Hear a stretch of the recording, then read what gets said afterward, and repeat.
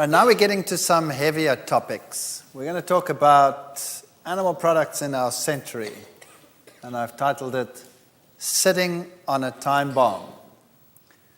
Just once again to show you the university where some of this research will have been done. The major cancers in Western society, pancreas cancer, prostate cancer, colorectal cancer in males are the three cancers that affect males largely. Prostate cancer in old age is very, very prevalent. And colorectal cancer in the Middle Ages and also in old age, very prevalent. And these are lifestyle diseases, as we have seen in the previous lecture already. In women, it's pancreas, breast, and colorectal cancer, the same three, with colorectal cancer playing a very prominent role in old age amongst the women. And in the last lecture, we already saw that these diseases are lifestyle related because the Japanese caught up with Western society as they changed from the one to the other in both the males and the females. Now, here is the Foundation for Prostate Research in Japan, and one of their spokesmen says, Japanese are eating more meat these days than in the past, so the cases of fat-related diseases such as breast, colon, prostate cancer have increased. They're well aware of what the real problem is, and in our last lecture we already looked at what afflictions caused the main incidences of death in the United States, and we saw that the lifestyle diseases, heart vascular, cancer, and chronic lung diseases were the top three in that category, and poor diet and inadequate exercise was the number one cause for disease. Now, meat consumption is one of the components that contributes greatly to disease in the world. Here's a graph of per capita meat consumption versus colorectal cancer. And again, the higher the meat consumption per nation, the greater the incidence of this cancer. New Zealand, of course, is the meat-eating country in the world. I think only the Afrikaner nation in southern Africa can compete with the New Zealanders in terms of eating meat. Not even the United States comes close to the New Zealanders. New Zealanders believe that chicken is a vegetable.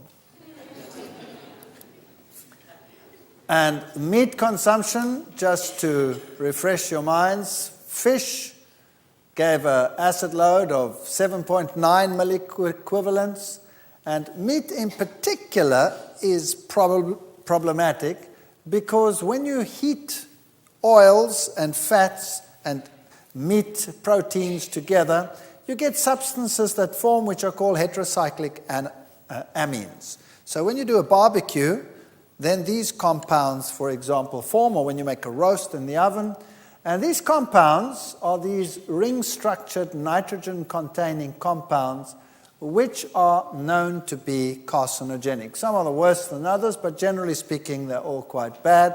Here is one, alpha C, looks like this, three little rings next to each other. There's a glue P2. They're very similar in structure. It's just the little bonds sit in different places.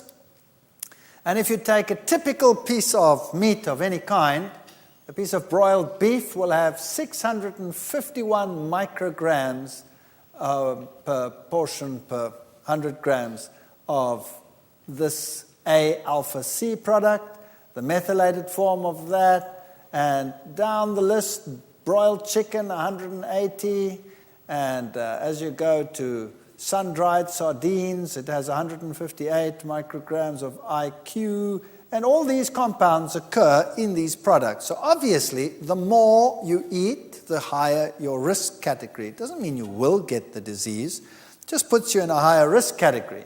Of course, you can also eat anti-carcinogens with it. That lowers the risk category again.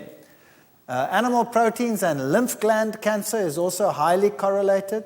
New Zealand and the USA, Denmark lead the pack over there. in terms of per capita bovine protein consumption, that's beef consumption. And interestingly, this is a huge study that was done comparing vegetarians with non-vegetarians. People that consumed meat more than 4 times per week, notice how diabetes starts increasing after that. So if you consumed meat 6 times per week, you had 4 times the risk of getting diabetes to if you did not do that. So amazing correlations between meat consumption and various lifestyle diseases. Other diseases like ovarian cancer, heart disease are mildly also correlated, and the risk increases relative. A risk of 1 means no risk, because if you have 2 groups, 10 in the group, 1 gets sick here, 1 gets sick there, 1 divided by 1 means 1, no difference, you see? Anything more than 1, that gets problematic. So once you get to 2, 3, 4, then you really have to start taking notes. Now, if we look at our digestive systems, the digestive system of the human is more like that of a fruitarian who also consumes grains. And the stomach is the organ in which protein digestion takes place. And here in the stomach, you have acidity. That's the one place where you have acid, and which enables you to digest your protein. If you put a plant protein in there, then because of the way in which the plant protein is structured, the digestion time is relatively short, and you don't need a very acid medium in order to do that. As soon as you start putting a plant protein in there, it is evacuated quite quickly through the duodenum, and after a few hours, 3-4 hours max, it's out. If you put an animal protein in there, like beef, for example, or meat, it can stay there for 6 hours. If you put a protein in there, like casein, for example, it can stay there for 10 hours or even longer. So that means a lot more acid exposure time, and also a lot of fermentation time going into that. So basically, the less animal protein you put in there, the better. Another problem is that as the product moves out, it is analyzed up here in the upper end of the small intestine to see how far the digestion has progressed. So there are receptors that measure that and send impulses back, keeping the stomach closed for longer periods of time.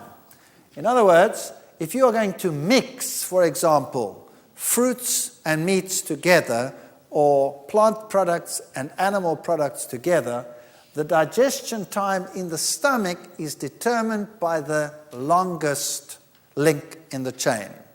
So let's say you're putting the things in there together, and the animal protein takes 6 hours to digest, and everything else is finished after 3 to 4 hours. That means that's 2 hours of fermentation time left over, and you're getting fermentation products rather than the actual nutrients that you should be getting. So whenever you mix animal proteins with a meal, it makes the digestion problematic. In the past, they used to divide the plate into 4. They called that basic 4 diet, and they say you have quarter vegetables, quarter meat, quarter dairy, and quarter grains, and things like that. These days, they don't do that anymore. They say your main diet should be at the base, your grains and your cereals, then your fruits and your vegetables, and then they say your meats, and then your fats and your oils. And even this, of course, is not the best way to put it. And the reason for that is as soon as you add meats to your diet, you have all these problems.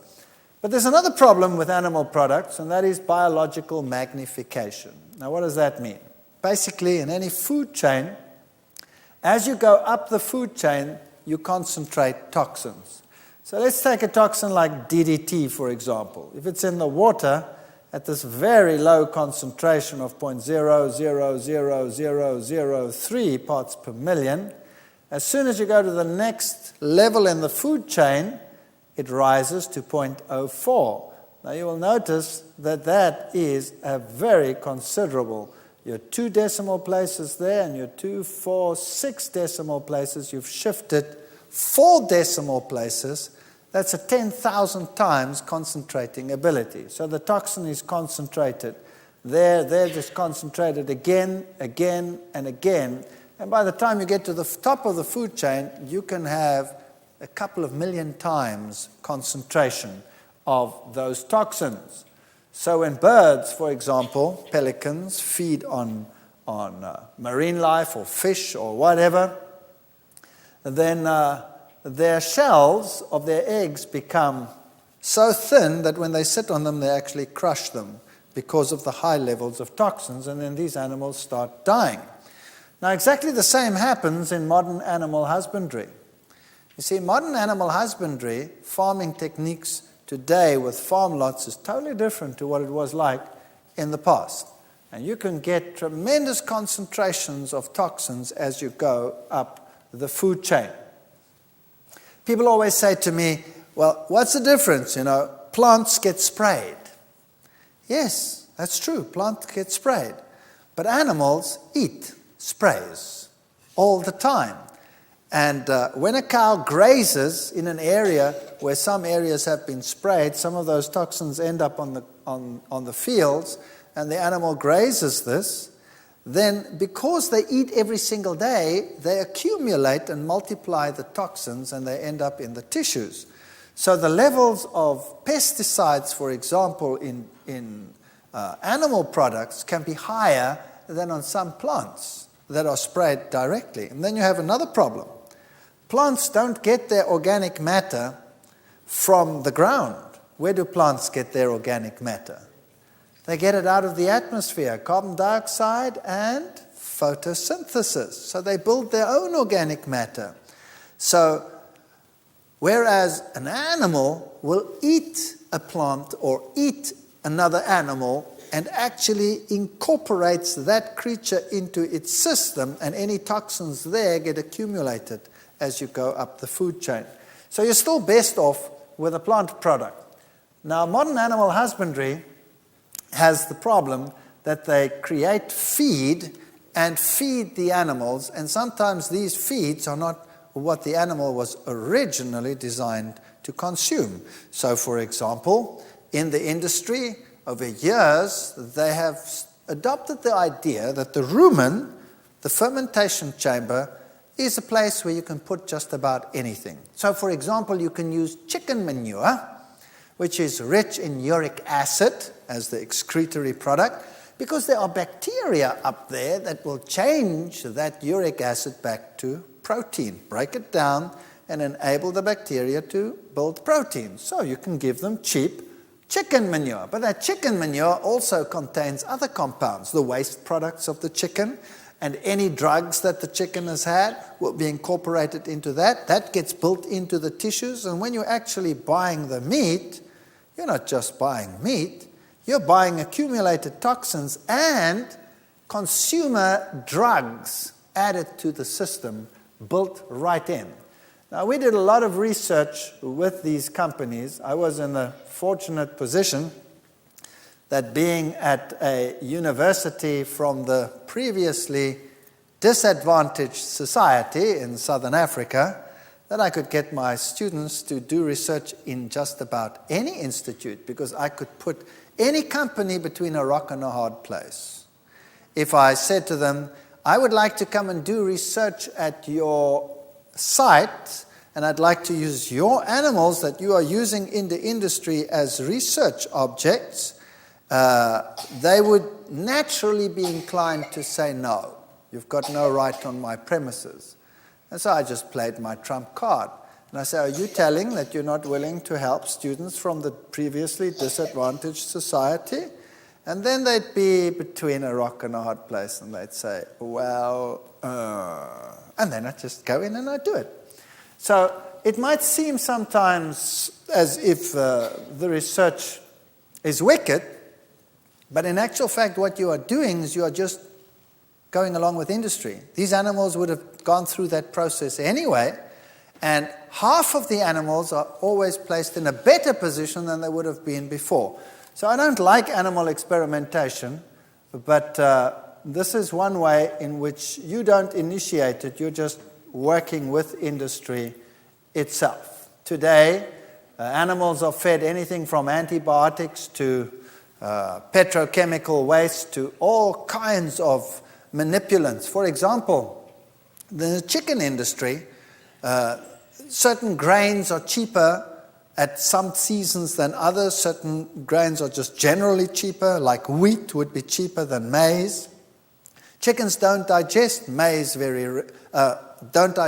wheat very readily, and so they just create enzymes which help them to get along with that. So you have designer enzymes which you give the animals, which help them to digest the feed so that you can give them a lower cost feed in order to get greater production. Irrespective of the fact that those designer enzymes will cause internal bleeding in those animals, that's besides the point. Who cares? As long as they still grow adequately to give you a return on the money. That's how it basically works.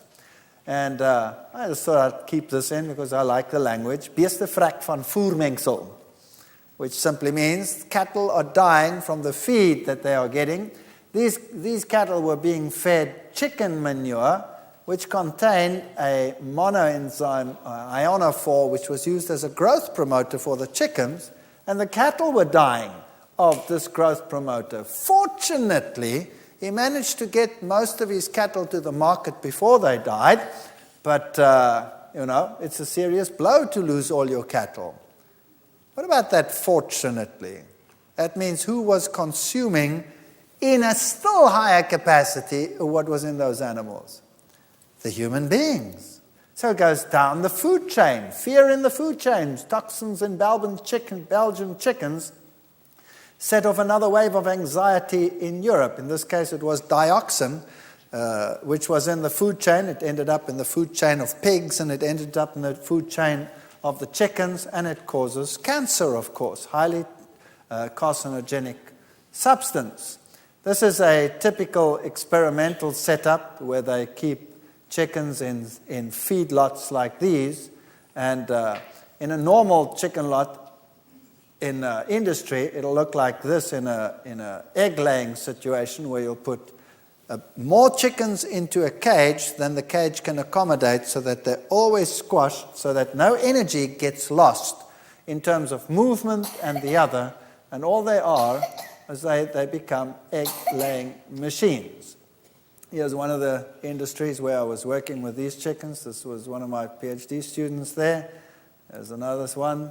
And we were feeding these chickens like industry feeds them. Now, industry has different setups in different organizations. In this particular setup, they were using as one of the main feed items fish meal.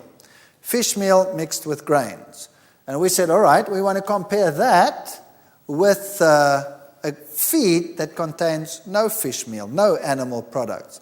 So we balanced the meals and got the equivalent proteins and all the parameters exactly the same, but the one got a protein group that came from animal protein, and the other one that got protein group that came from plant protein. And typically, this is what a chicken would look like very often if it got the animal protein. Notice the decalcified legs. These chickens couldn't walk properly. Now, if you get a drumstick, you wouldn't really notice that, right?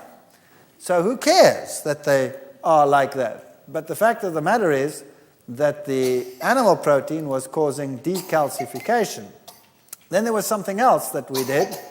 This is the end process, where you go through the abattoir process and collect the blood at the end of the process and write up all the experimentation. This was my Nigerian student.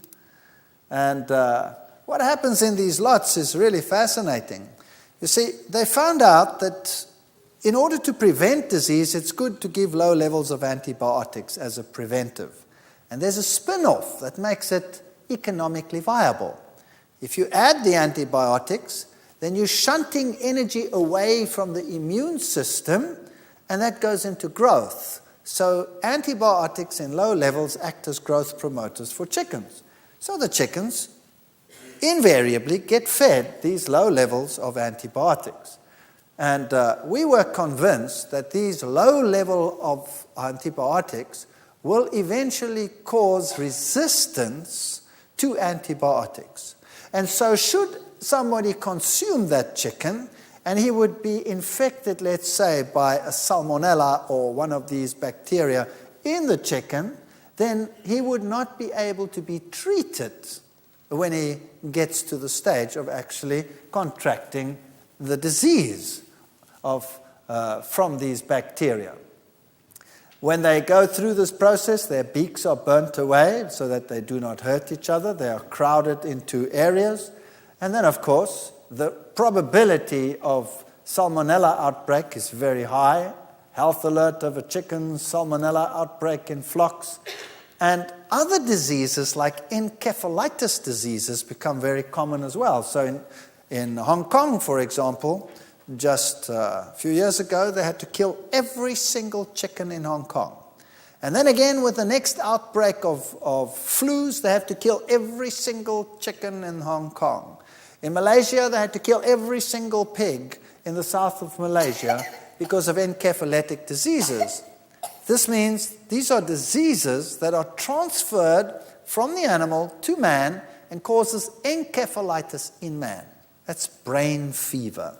And most of those people can die from it. They can be retarded if they survive, permanently disabled, or they die. So, very dangerous diseases that are transferable from animals these days. Hard to swallow. Here are all these chickens that are being fed these low levels of antibiotics.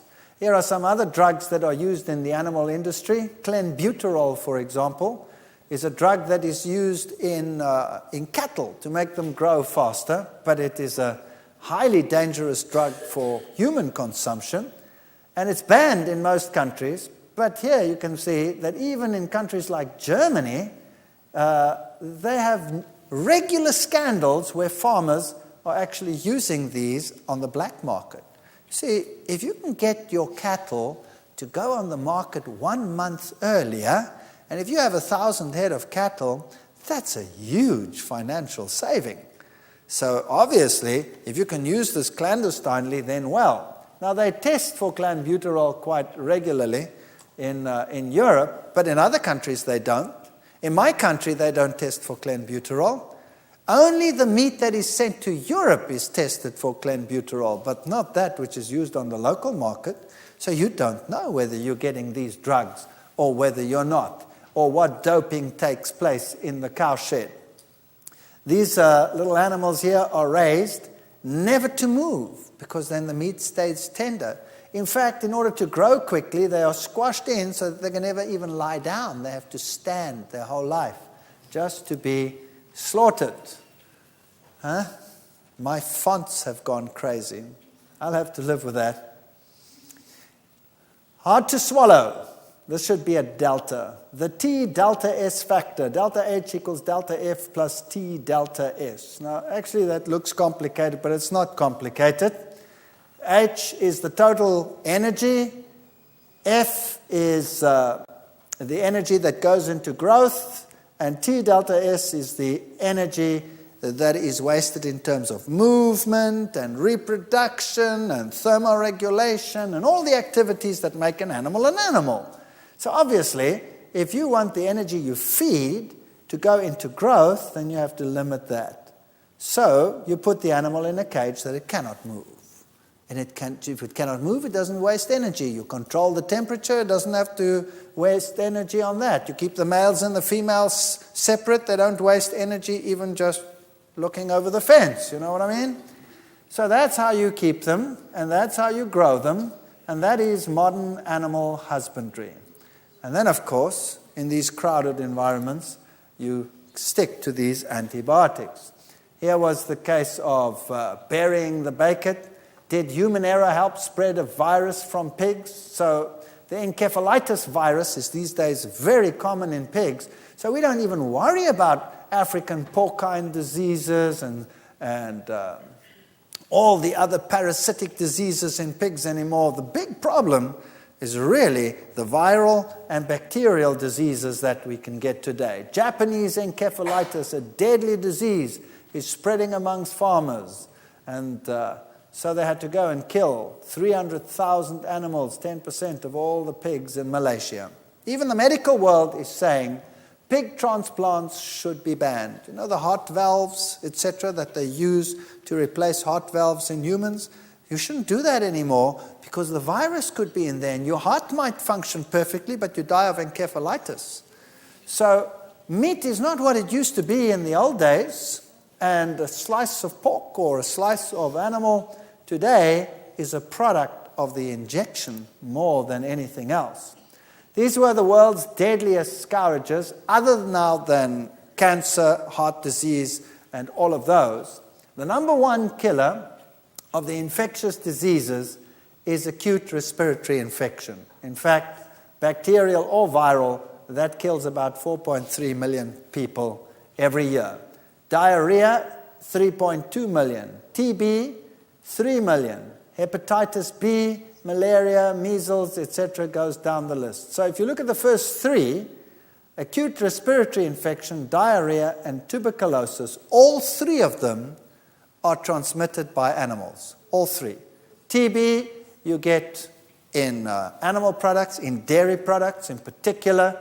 Diarrhea is caused by bacteria, largely bacteria from animal products, so dairy products and meat products, some of it also from contaminated water, but most of these and the respiratory infections are because of lowered immune response, which makes it possible for these to come in.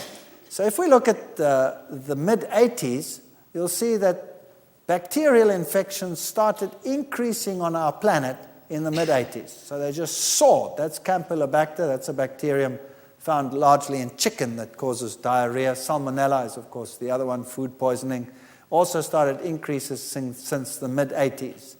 And if we look at the veterinary record from 1985, they'll tell you what they were suspecting, that antibiotics were being used to counter husbandry practices. So they did an analysis of antibiotics found in beef and chicken and found penicillin, tetracycline, streptomycin, and all of these antibiotics. Penicillin they didn't find in the mid-80s anymore because it wasn't used anymore. It didn't work anymore. So these are the ones that were mainly used.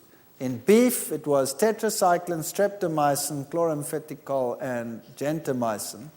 And in any sample tested, in 86% of any random beef sample, you found that antibiotic. In chickens, the percentages were up to the 90%. So streptomycin you'd find in 93% of any random chicken. And in fact, in beef, you would find largely 2 different, sometimes 3, occasionally 4 antibiotics. And in chickens, you'd find largely 3 different antibiotics used at the same time. It's really quite incredible.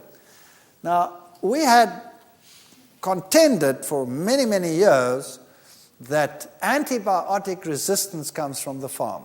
And then the farmers said, no, it's from the medical world. The medical world is using these drugs on humans, and that's why it's a problem. And the medical world said, no, it's the farmer that is using it. So the pot was calling the kettle black and vice versa. So we designed a very simple experiment to actually settle the question. Where did it come from? Antibiotic resistance bacteria in the 80s in Mexico showed penicillin 100% resistance. All these bacteria, whatever they were, from Staphylococcus to Salmonellas, all of them were up to 100% resistance. So penicillin didn't work at all in the mid-80s. When it came to the others, they were sometimes effective, sometimes not. And so how can this antibiotic resistance affect you? So by the 90s, 1991, 92, suddenly mystery infections in hospitals started to kill people. And then it started increasing to an epidemic. Animal antibiotics threaten hospital epidemics. And what was the problem? the killers within, all these bacteria, were now resistant to antibiotics. And then the first epidemic started coming in the late 90s, and the children are dying. An epidemic of food poisoning is only the latest Japanese disaster. And the Japanese Minister of Health was walking around with these thousands of children, all sick and dying. What happened here was that there was this major disaster of beef that had been contaminated with E. coli. And after school, little children went home from Sakai, and they came down with this sickness, an epidemic that the World Health Organization declared unprecedented in modern history. 8,500 people in the one little village, and it was an ordinary E. coli bacterium that caused the problem. Children complained of vomiting, diarrhea. Doctors, assuming they were treating simple food poisoning, gave them antibiotics and sent them home. And did the antibiotics work? Of course not. Why not? Because the bacteria were resistant to antibiotics. They'd come out of the system. So the epidemic became a painful blow to the Japanese psyche. Thousands of people sick. The Spiegel came up with an article, deadly eggs, and packed the eggs in a little coffin. And the question was, is it still safe to eat eggs? Then legislation started coming in. In Europe today, you cannot order an eggnog. You cannot order a Sunnyside egg from a restaurant. If you go to France and you order a Sunnyside egg with the yolk soft, you go to jail if the cook gives it to you. He's not allowed to. It's against the law. So nothing is what it was before. Spain started introducing legislation. Then Belgium. Eventually it spread to the whole of Europe. Days per week egg consumed, and you start seeing that there's a correlation also between prostate cancer, colon cancer, and egg consumption and ovarian cancer, very highly correlated. So the more eggs a woman eats, the higher the correlation of ovarian cancer. That's besides the salmonella problem in the eggs. And here's another Afrikaans one, besmetting van hoendereiers brei landwyd uit. So the chickens started getting sick all over the world. Superbugs were coming into the world. And this is a journal, Science, which reported that most of the diseases from the Campylobacter, Salmonella, E. coli, Listeria, that's a bad one over there.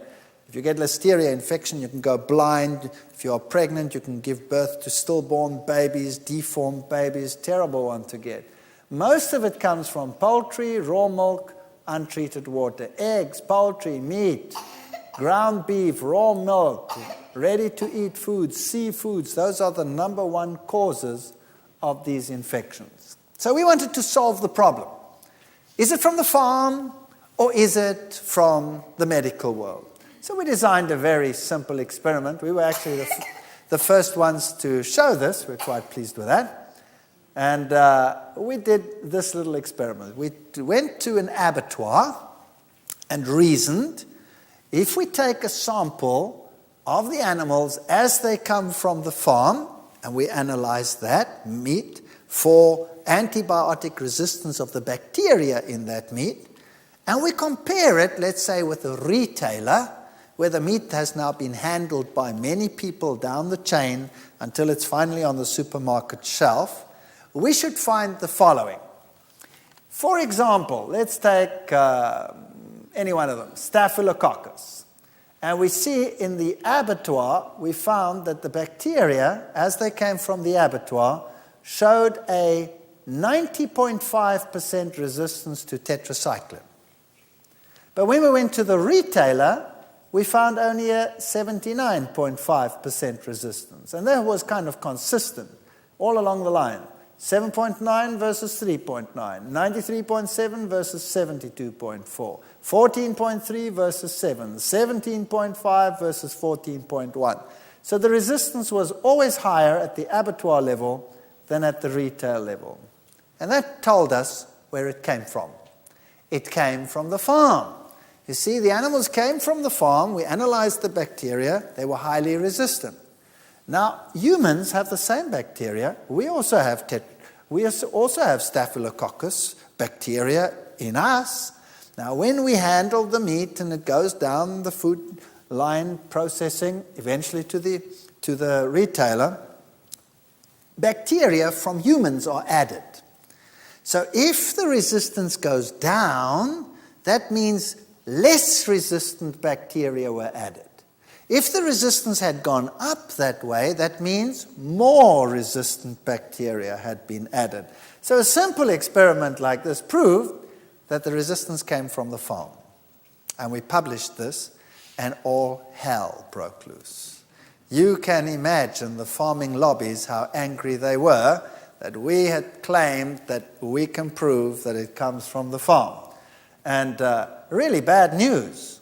So basically, when you eat this product with its antibiotic, then the bacteria that you get is problematic. Now, think about this. You have a little child, and that little child has an ear infection. You go to the doctor prescribes an antibiotic, the ear infection gets better because the antibiotic is going to kill the bacteria. Does it only kill those bacteria, or does it also knock all the bacteria in your body? Knocks them all. So now while you're on the antibiotic, you have fewer bacteria than normal. Is that right?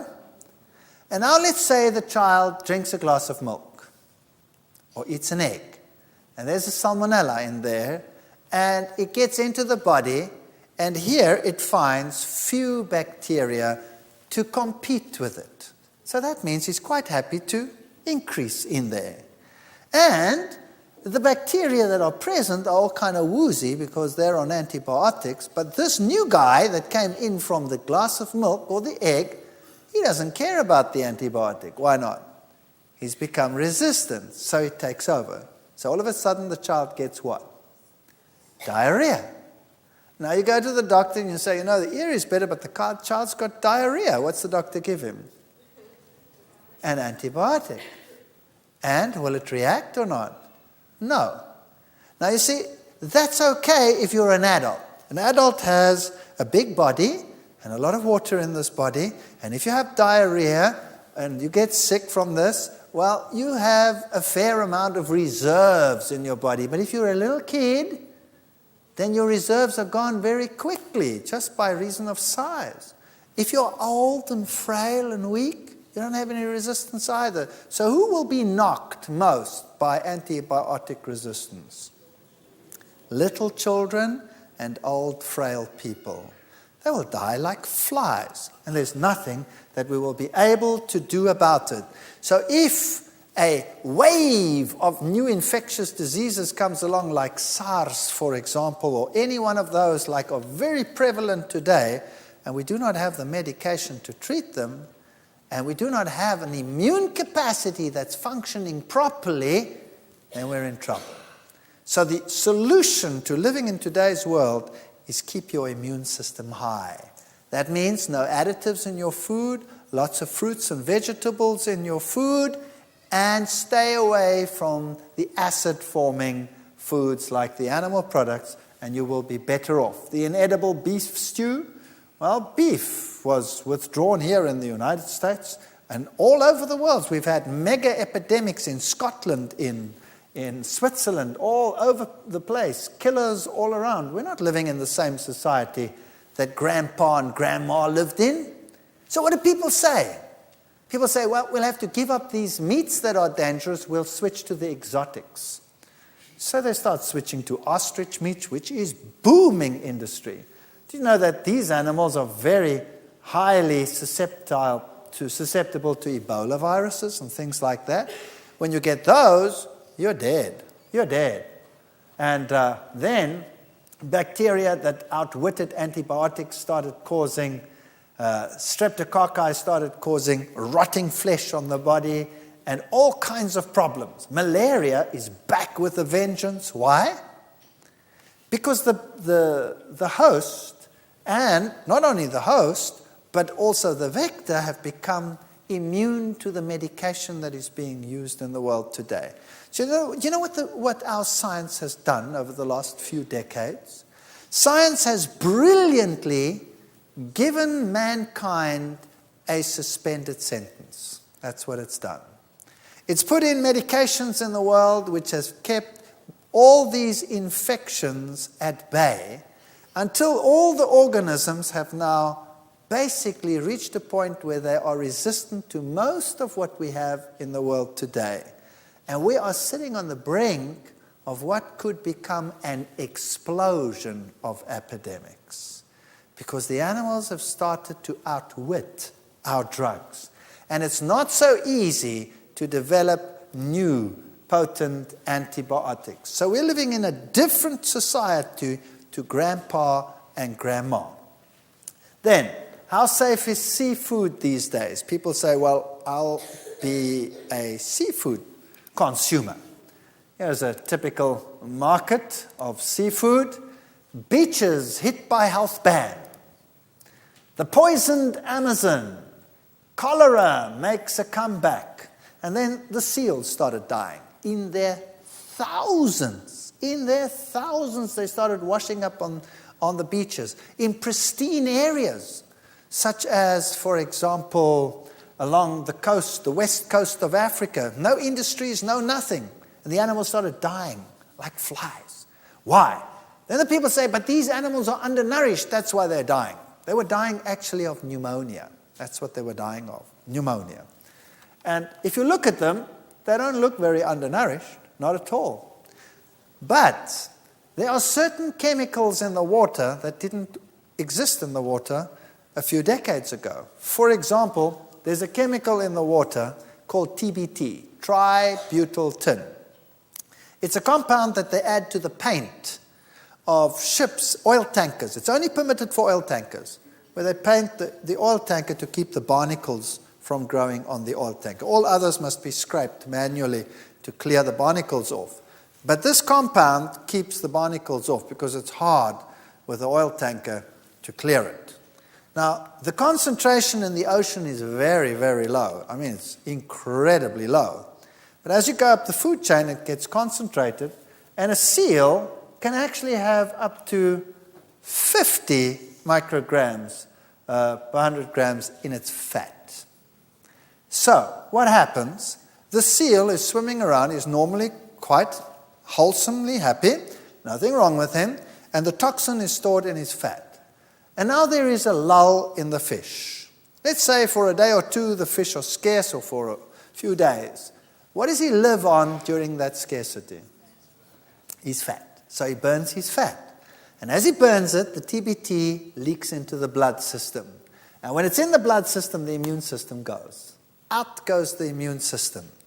And the infectious bacteria come in, and he has no resistance, and he gets pneumonia, and he dies. So now imagine, where did they get their TBT from?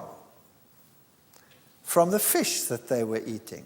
So now imagine you start eating fish regularly. That means you get those same compounds that the seals are getting, plus the PCBs and all the other compounds that are in there. And where do you store them? In your fat. And now you're fine, because they are basically out of the way. You've stored them in your fat. And then one day, you get sick. You get a normal flu, and you're feeling lousy, and you have a bit of a temperature, and you're lying in bed, and you're starting to burn up, and you stay in bed. And you're not hungry, and you have a temperature. What do you burn in order to supply that energy? Your fat. And what happens to those compounds? They leak into your blood. And what does that do to your immune system? Knocks it out. And then you get super sick. Then all of a sudden, instead of just having a flu and a cold, you actually start coughing like crazy, and you end up with pneumonia, eventually double pneumonia, and you're in the hospital, and everybody says, you know, the bugs are getting tougher these days. No. The bugs are not getting that much tougher. Our ability to cope with them is getting poorer. Does that make sense? Our ability to cope with them is getting poorer. People that go on a healthy lifestyle and they start losing weight, they get sick like dogs. Why? Because all those accumulated toxins are entering into the body and knocking out the immune system and they're sick, and they say, whoa, I better get back to my normal diet. The way to do it is to reduce slowly and effectively and drink lots and lots of fluids and detoxifying liquids to wash that stuff out of your system, and then start life with clean fat thereafter. Omega-3 fats. Don't they tell you that you have to have fish in order to get your omega-3s? Yes or no? Well, we'll be dealing with that in the next session.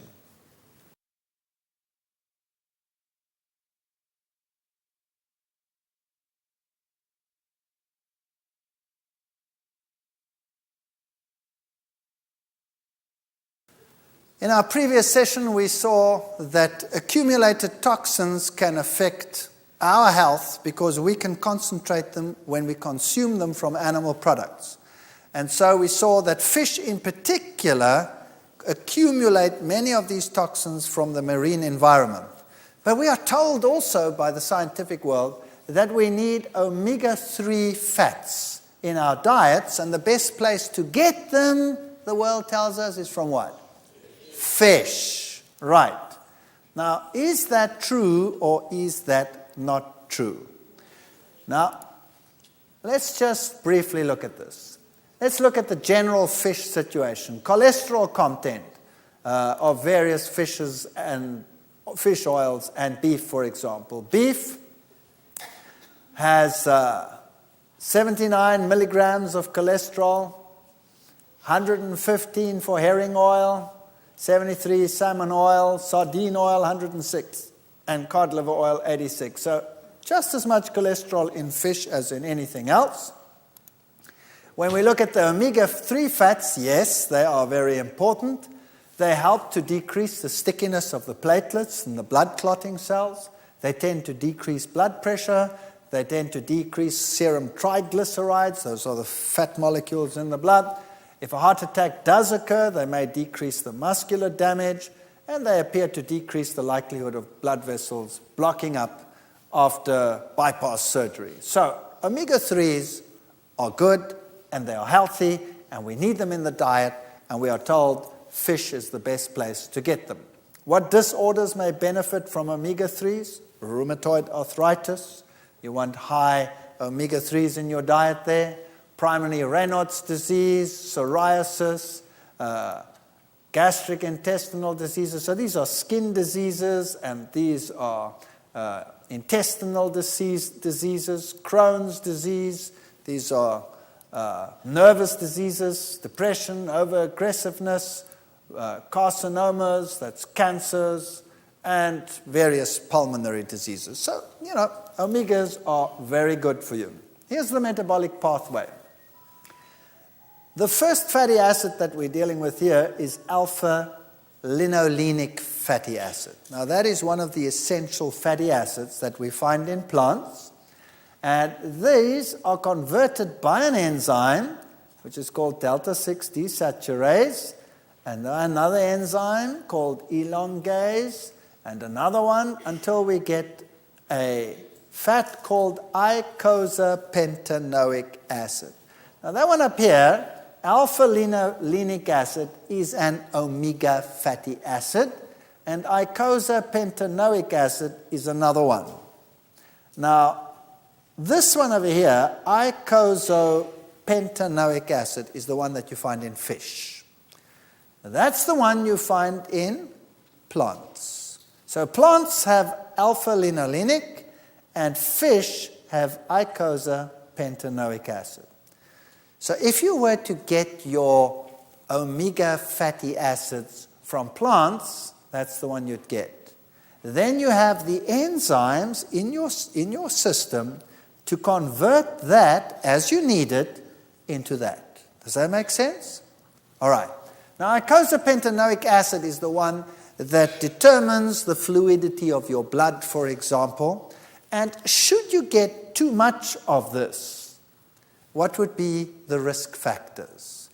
Thrombosis, strokes, all kinds of problems from too much icosapentaenoic acid. So plants don't have eicosapentaenoic acid. And if the argument were true that we have to get our omega fats from fish, then the same argument must be true for every other animal on the planet. That means an elephant and every ungulate in the world and every herbivore in the world should actually eat fish. But they don't. They consume alpha-linolenic acid. And then they make as much eicosapentaenoic acid as the body needs, and therefore you would never go into a risk category for strokes or thrombosis or other diseases like that. So what's better? Getting it from a plant or getting it from a fish? Getting it from a plant. Or else, if you believe that God created this world, you would have to say that God was stupid because he didn't put any eicosapentaenoic acid into the plants, which is the basis of the food chain. He put alpha-linolenic into the plants, and alpha-linolenic doesn't cause a problem. It's the other one that causes the problem.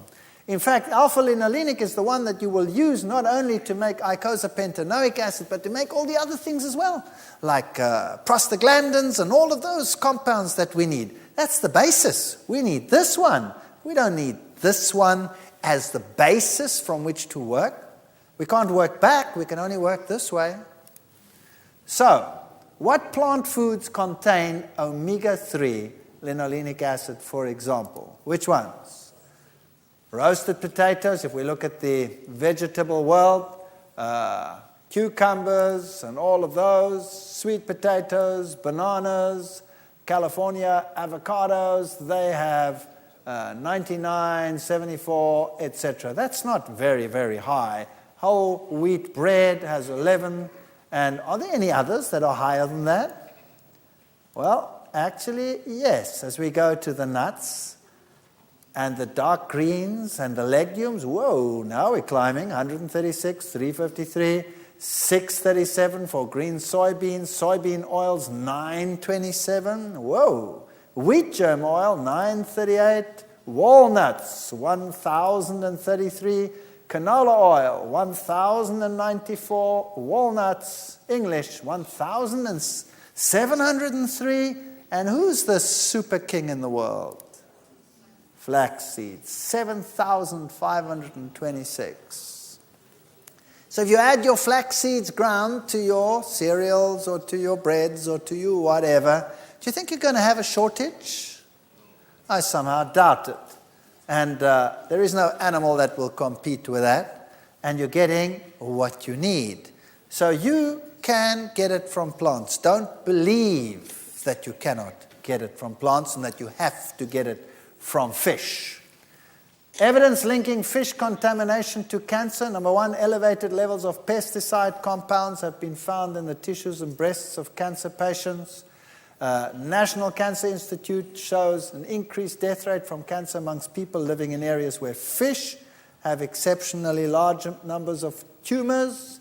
Fish have more cancer than 50 years ago. For example, 30% of bullheads in Lake Erie were found with liver cancer. That's pretty scary. And PCBs, PCB exposure in the general population comes from fish, may affect sperm counts, fertility.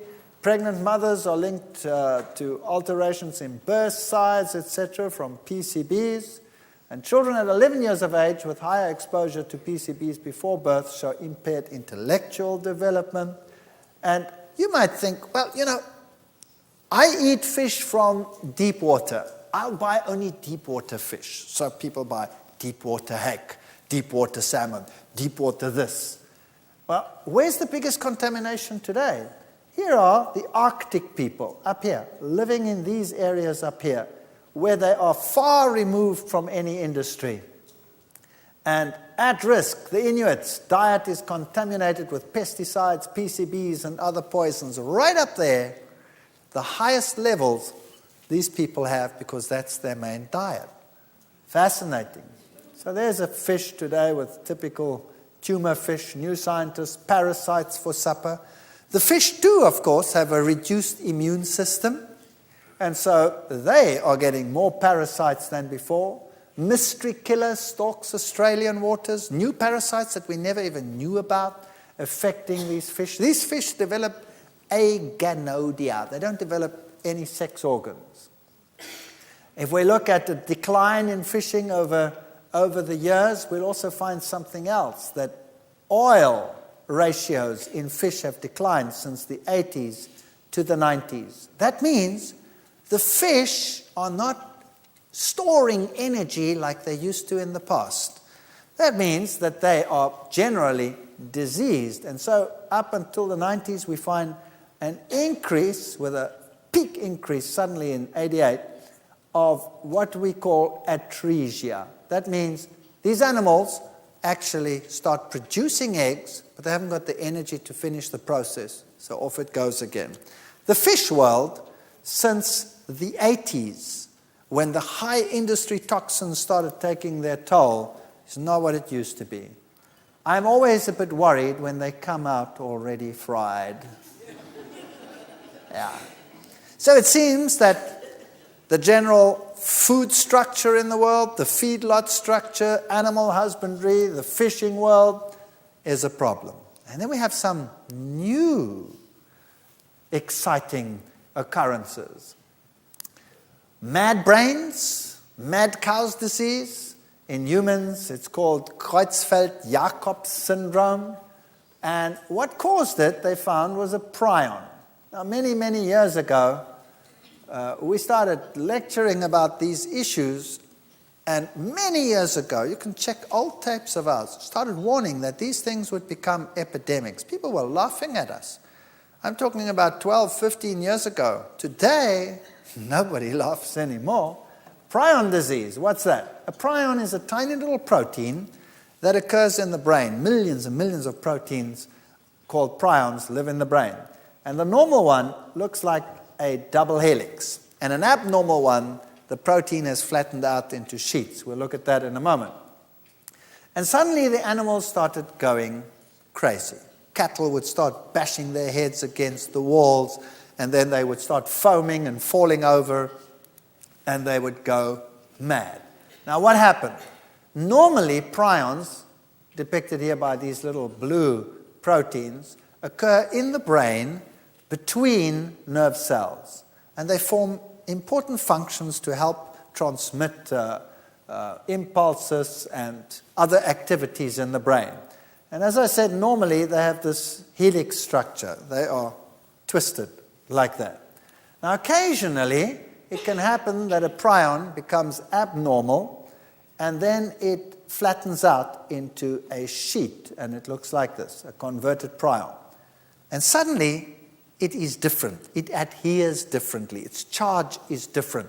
And instead of lying between the nerve cells like this, it actually goes and sits on the nerve cell. It packs onto the nerve cell. Later it covers the whole nerve cell, and that nerve cell cannot exchange oxygen anymore, and it dies. And when it dies, it gets resorbed, and then there's a little hole where the nerve cell was. And eventually a lot of nerve cells start dying, and then the whole brain gets full of holes, and it starts looking like a sponge.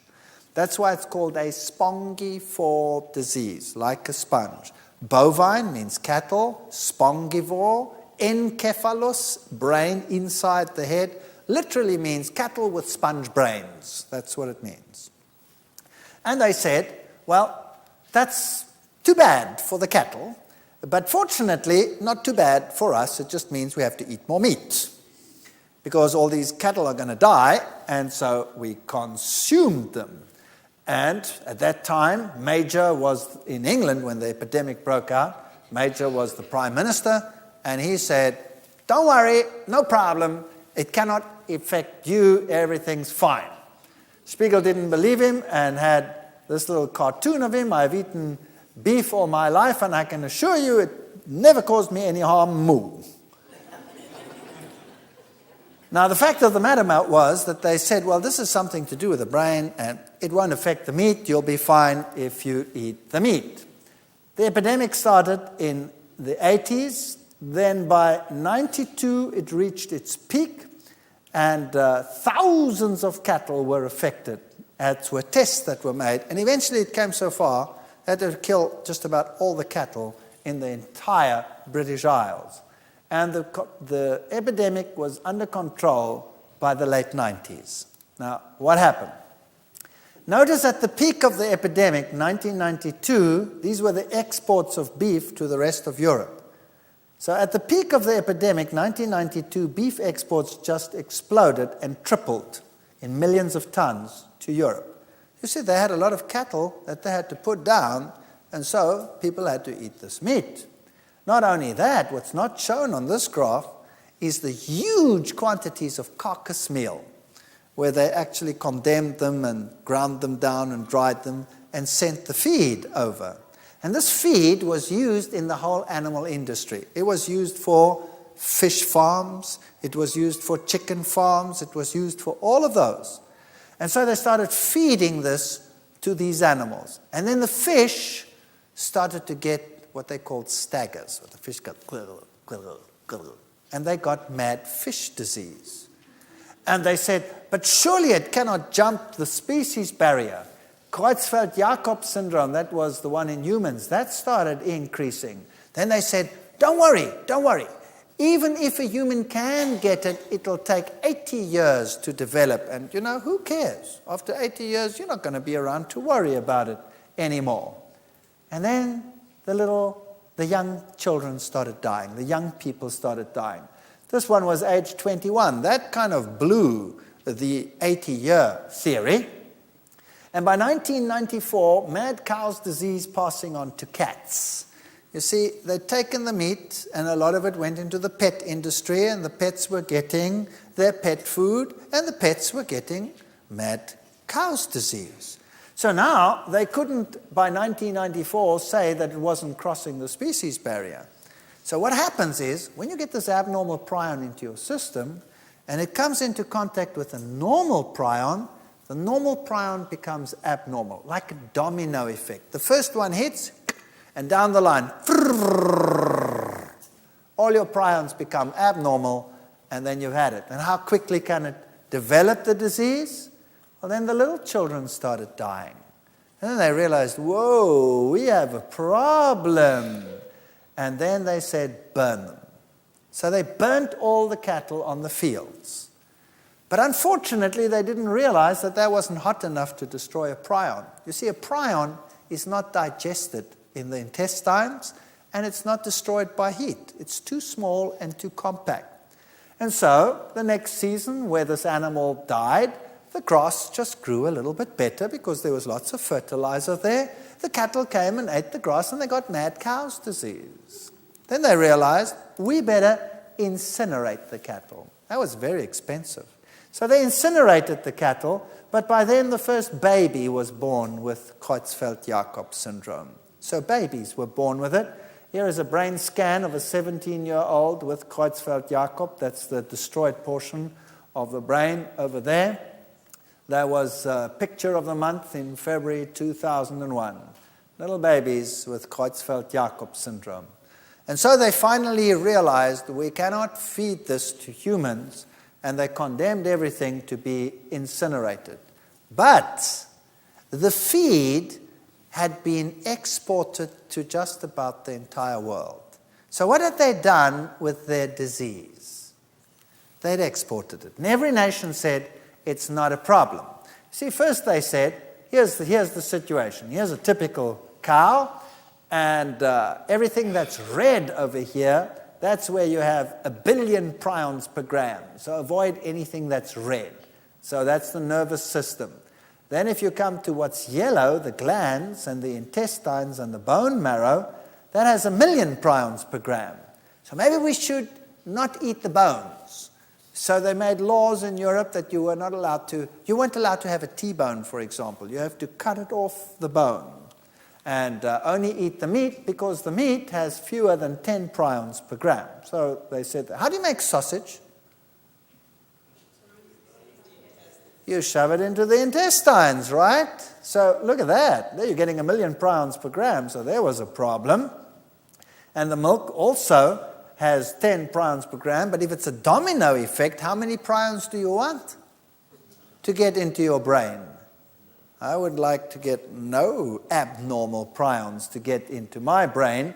So here's what happens. They started saying, we'll just use the meat and we won't use anything else. Now, how did they process this? This is a typical meat market in Smithfield Market in London. This is how they process the meat. Here the man is sawing it through. There's the carcass. Where does he saw the first cut before they hang it up to saw it up? Right down the middle. Right down the middle. 2 halves. Now, what do they use to cut it? Isn't it a band saw? Now, that's going straight through the billion prions per gram area and smearing it all over the rest. Isn't mankind kind of silly? And so, suddenly, mad cow's disease was not confined to Europe, but also started occurring in Europe. By the way, that's Europa, the prostitute that was raped by Zeus.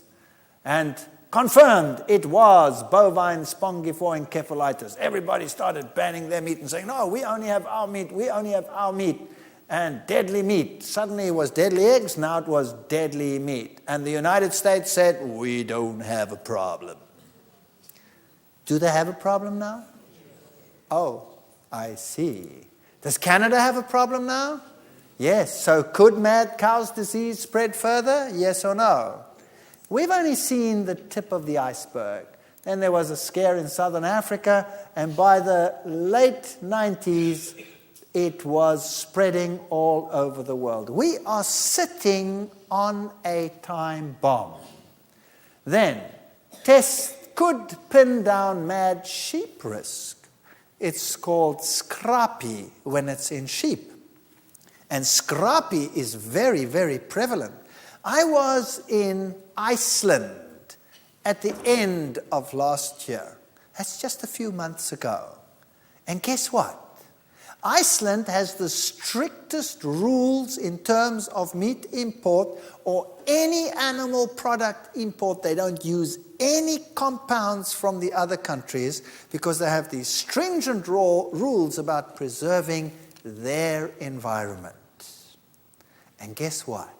They got mad sheep's disease breaking out in Iceland. And they had to destroy an entire herd of one particular farmer. It was interesting to me, very interesting. And so, even in that country, here by the late 80s, doctors at the VA hospital in Pennsylvania autopsied 54 demented patients and discovered that 5.5% had died of Creutzfeldt-Jakob disease. While the United States was saying the problem doesn't exist in this country, in 1989, they knew already, published in the journal Neurology, that it was prevalent. Scientific American, 1995, Creutzfeldt-Jakob disease has apparently been transmitted by cornea transplant, brain electrodes, surgical instruments, injection of human growth hormone. Fascinating. The Annals of the New York Academy of Science predict or said ample justification exists for considering a similar pathogenesis for Alzheimer's disease. And then something else started increasing. By 2001, we just got over the major BSE scare, which is not gone, which is just simmering under the surface, waiting to explode, when suddenly there was this tremendous TB shock. Tuberculosis shocks the farmers in Germany. First there was the BSE crisis. Then we had the pig feed crisis, and now we have TB. And this TB is transmittable to humans. And this was thought to be extinct in Germany for many, many years, but suddenly the milk and the meat and all of this contains this bacterium again, and we are at risk from getting TB from these animals. And then foot and mouth disease, Maul- und Klauenseuche, animals, sheep, goats, all these pigs, all these creatures, also the wild animals, started getting foot and mouth disease. And hardest hit again, England. England had just killed all its animals, re-imported new animals, and started the whole industry all over again when suddenly they got foot and mouth disease. Death on the farm. And this is now close to our time. And what did England have to do? Well, England had to kill every single cow and pig and animal in the whole of England. And here you can see the pictures. It was horrendous. And here was the slaughterhouse as they burnt again hundreds of thousands of cattle with foot and mouth disease. And Europe refused to import the meat from England. Now, this is a fascinating story. Now, the rest of the world also got foot and mouth disease. You had an outbreak everywhere. You had it in Australia, you had it in Southern Africa. The outbreak was just about universal. What did the other nations do? The other nations said, well, that's ludicrous. England has got a screw loose. Why kill all these animals and why get rid of all that capital? There's a much easier way to deal with this disease, and this is what the other countries did. They made huge quarantine farms, and they put hundreds of thousands of heads of cattle with foot and mouth disease into quarantine. And then they immunized them all. They immunized them. And then eventually the disease was under control, and the problem is solved. So the whole bang shoot was immunized. Now, what does immunization do? Immunization, as the word implies, makes one immune. Is that correct? That's what immunization does. Makes one immune. Does it get rid of the vector, the cause? No, it just makes you immune to the cause. Now, previously, think about this. If the cattle were not immunized and they got foot and mouth disease, you knew that animal was contaminated, right or wrong. And what did they do with it, like they did here in England? Put it down, burn it, and it's gone. If that disease is then not in the other animals, it means none of them have it. Is that right? Now they're all immunized. Do you know whether they're carrying it or not? No. So when you eat it, good appetite. Good appetite. Well, it doesn't kill humans. It doesn't kill humans, they say. It doesn't do that. It just causes blistering and mouth blisters and a terrible flu. That's all. It's not so bad. It won't kill you, so that's not too problematic. But if we go down this line, eventually we can have plasmid transfer between bacteria and other organisms, and they can make new strains of problematic outbreaks like SARS and all of these. What are we actually doing? Keeping an industry alive so that we have the product to eat while we are breeding super killers. Did you know that they are expecting outbreaks that could wipe out whole cities? Did you know that they're expecting that? Why? Just to keep on eating what we ate before? We've already seen in the first lectures that the healthiest diet in the world is a diet that is rich in plant foods. And in fact, most animals in the world subsist largely on plant foods. How much trouble would we avoid if we gave up animal products? Unbelievable. We would benefit on every turn. If we gave up butters, we would have a better cardiovascular system. If we gave up meat, we wouldn't be exposed to these risks that everybody else is exposed to. And we would have a far better capacity to deal with whatever is coming. I'm not saying you won't get sick. I'm just saying you'll have a far better capacity to survive. We're in suspended state of grisly animation. We're just waiting and praying. This is our worst nightmare. And so it started spreading all over the world. And mankind with its drugs is creating a time bomb that sooner or later will explode. Me? Bovine spongiform encephalitis? No, I just have a normal foot and mouth disease. And I'm going to export it to the whole world. I like this guy. He's sort of interesting. He's having a typical burger. Do you know that you can have a burger that tastes just as good as that one with a plant-based patty on it, and you wouldn't even know the difference sometimes, and sometimes it would taste better? What skin is it off our nose in the days that we live in with all the culinary expertise that's out there in the world to change the patty and reduce our risk? Doesn't that make sense? Life without beef. Time magazine had this wonderful picture here with all the vegetables and asked the questions, can plant foods replace meat? Where's the beef? The answer is yes, they can. But the decision as to whether we want to do this or not is ours. So what I've done in this lecture is just shown you the state of affairs in the world to help you make that decision. Whatever that decision is your business and your affair, because let no man tell you your duty. But if you have the facts, don't you have something to base your decision on? So that's what I've done. I've given you the facts, now you can make a decision.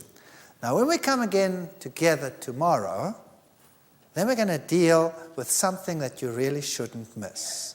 Because many of you might say, well, that's okay still, but tomorrow's lecture, well, let's say, don't miss it.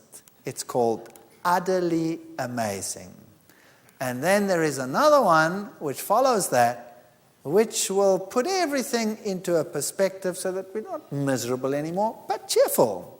Because we'll look at the alternatives and see what we have in store. It really is a magnificent life out there, and nobody should allow diet to make us miserable. You know, some people believe that they get special points when they torture themselves with miserable food. Have you known people like that? They walk around with long faces, and they are extremely health conscious, and sometimes also very judgmental. We don't have to suffer. To suffer is stupidity. Do you think God created man to suffer in terms of the diet? Or did he say it was good, it was very good? What did he say?